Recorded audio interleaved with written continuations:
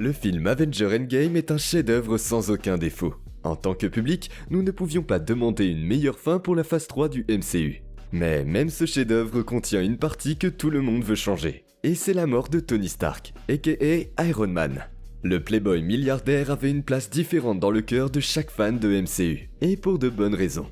Les Avengers ne seraient pas la même chose sans ses plans, ses dialogues suffisants et ses expressions égoïstes. Et c'est ce qui laisse penser à beaucoup d'entre nous, dont moi, que Marvel pourrait le ramener. Salut et bienvenue sur ma chaîne. Aujourd'hui, nous examinerons les différents indices que nous avons sur le retour d'Iron Man et les différentes façons dont Marvel peut réussir cette cascade pour ses fans. La mort de Tony Stark a été l'un des événements les plus inattendus pour tout fan de Marvel.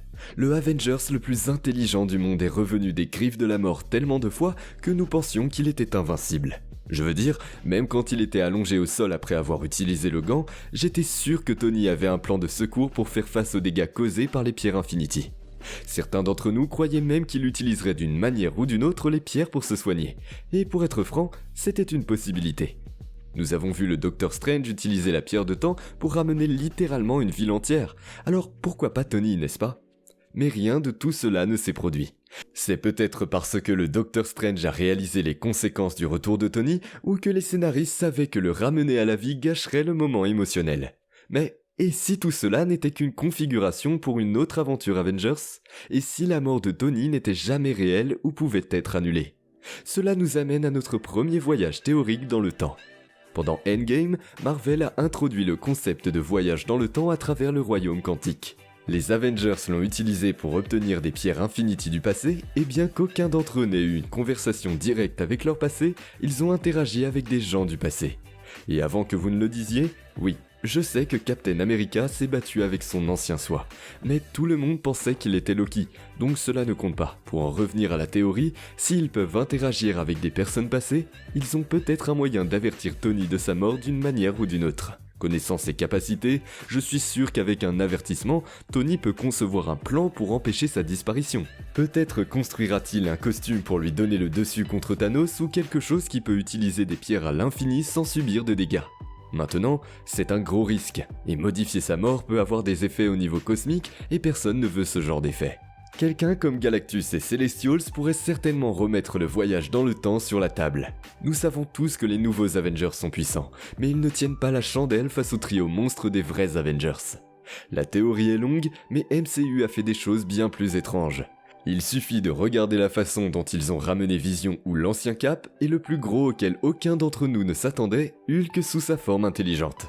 En outre, nous avons également l'angle du dieu du mal. Loki est à un endroit qui existe loin du temps et a la capacité de manipuler la chronologie. Changer quelque chose et ramener Tony ne sera pas vraiment un problème pour lui. De plus, il peut amener Tony Stark dans un monde mourant sur Terre 616. De cette façon, il n'y aura aucun effet cosmique et nous aurons Iron Man. Mais bon, même cela est un long plan, ce qui nous amène à la théorie un peu plus réaliste du multivers. Le multivers a été mentionné dans le MCU, et grâce à America Chavez et Wanda, nous avons eu un aperçu de nombreux univers parallèles de ce type dans le film de Doctor Strange. Le film a également donné un petit espoir aux fans d'Iron Man. Nous n'avons pas vu un autre Tony, mais nous avons pu voir un Ultron dans cet univers. De plus, toute personne utilisant les médias sociaux a vu des images de Tom Cruise dans un costume d'Iron Man. Maintenant, Marvel peut dire qu'ils n'ont pas un tel plan, mais on ne sait jamais. C'est du MCU dont nous parlons. Ils ne révéleront pas simplement de tels détails si facilement. Maintenant, la principale question est de savoir pourquoi Tony voyagerait de la Terre 838 à la Terre 616. Eh bien, c'est quelque chose que personne ne peut dire pour l'instant. Mais je crois que cela aurait quelque chose à voir avec le Docteur Strange et la mort de tous les membres Illuminati. Peut-être que Tony visitera la Terre 616 pour parler à Strange ou arrêtera Wanda pour les meurtres, puis restera ici un moment pour les aider à faire face à certaines menaces. Une autre possibilité est que le prochain film d'Iron Man prenne place dans la Terre 838 plutôt que 616. J'ai dit qu'on parlerait de ramener Tony au MCU, mais je n'ai jamais dit sur quelle Terre. De plus, utiliser 838 ou une autre version de la Terre serait bien mieux pour le MCU. Ils auront une table rase pour montrer leur créativité. Ils peuvent l'utiliser pour amener par exemple les X-Men dans les films. Enfin, et surtout, il y a un Tony Stark spécifique que Marvel peut utiliser pour ramener le personnage, même sur Terre 616, le supérieur Iron Man. Il est la version la plus sombre d'Iron Man qui a fait ses débuts dans les bandes dessinées Marvel vers 2014. La série se compose de 9 volumes commençant juste après l'événement Axis et se poursuivant jusqu'à l'invasion secrète. Et oui, nous obtenons un film Secret Invasion dans la phase 5, alors croisons les doigts pour celui-là. Maintenant, pour en revenir à Superior Iron Man, l'histoire d'origine de cet Iron Man est similaire à ce que nous avons vu. Il est milliardaire, playboy, philanthrope et Avenger, mais tout devient plus sombre après l'événement Axis. Au cours de cet événement, Red Skull gagne l'assaut, un être avec un pouvoir au-delà de la compréhension.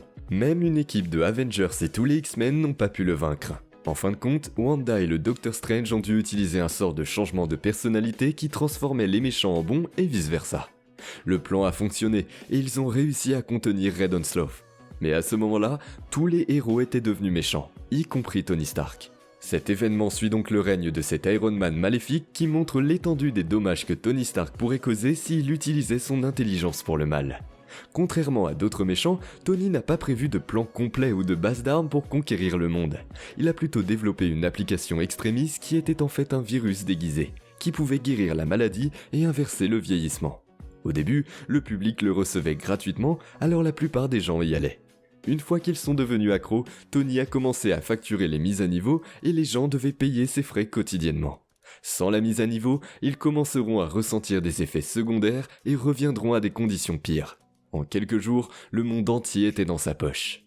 Et même cette version maléfique de Stark avait son sens des affaires. Il ne s'est pas contenté de compter sur ce virus pour rester au pouvoir. Il savait que les gens pourraient commencer à se révolter et prendre des mesures contre cela. Ainsi, Tony a utilisé des célébrités, fait du chantage et parfois même aidé les gens à maintenir sa bonne image. Avec le temps, Stark a également développé une force de drones pour garder un œil sur tout et sur tout le monde. Il a également mis à niveau une nouvelle combinaison symbiotique à l'épreuve du son. Cette combinaison avait des capacités de conscience et de guérison. Vous pouvez dire que c'était une version Iron Man de Venom, mais en beaucoup plus puissante. De plus, ce costume était constamment en contact avec son psychopathe. Donc Tony pouvait l'invoquer n'importe quand, n'importe où. La combinaison était également capable de changer de taille et était suffisamment puissante pour vaincre Hulkbuster d'un seul coup de poing.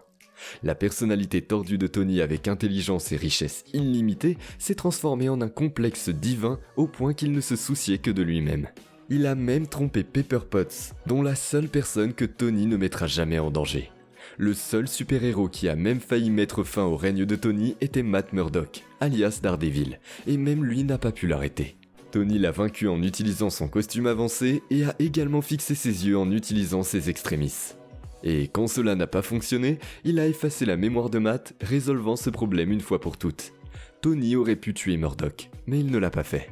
En fait, il n'a tué personne directement dans toute la série. Cependant, il est devenu obsédé par le pouvoir et a même vendu des plans d'armes d'anéantissement massifs à 3 pays pour leur soutien et leurs finances. Il a déclaré que toute personne à proximité recevrait une mise à niveau extrême gratuite, il avait donc un bouclier constant d'innocents, et aucun héros ne pouvait lui faire de mal parmi eux. Tony a également développé un plan d'urgence contre le sort de retour, donc quand Strange et Wanda ont annulé le sort de retour, Tony n'a pas été affecté. De plus, il en a profité pour continuer son travail de bon vieux Tony, et le temps que d'autres s'en rendent compte, il était trop tard. Maintenant, je sais ce que vous pensez. Qui a besoin d'un Tony Stark comme ça ? D'ailleurs, pourquoi seulement cette version d'Iron Man ? Eh bien, cet Iron Man a créé son costume en utilisant Symbiosis ou Venom, qui a récemment fait ses débuts dans le film MCU Spider-Man. Ce Iron Man était d'ailleurs tellement imbu de sa personne qu'il a fini par créer une armure avec une section faciale transparente, exactement comme ce que vous avez vu dans les images présumées du nouveau Iron Man. Et le plus gros indice, c'est que cet Iron Man était impliqué avec Illuminati, une autre chose que nous avons vue dans le multivers. Et soyons honnêtes, un Tony Stark sensé ne se rendra pas sur une autre Terre pour une cause insignifiante. Il doit être égocentrique pour faire quelque chose d'aussi irrationnel. Que pensez-vous de cette théorie ? Dites-le nous en commentaire, et si vous avez d'autres théories pour ressusciter Iron Man, n'hésitez pas à nous les partager aussi. À bientôt.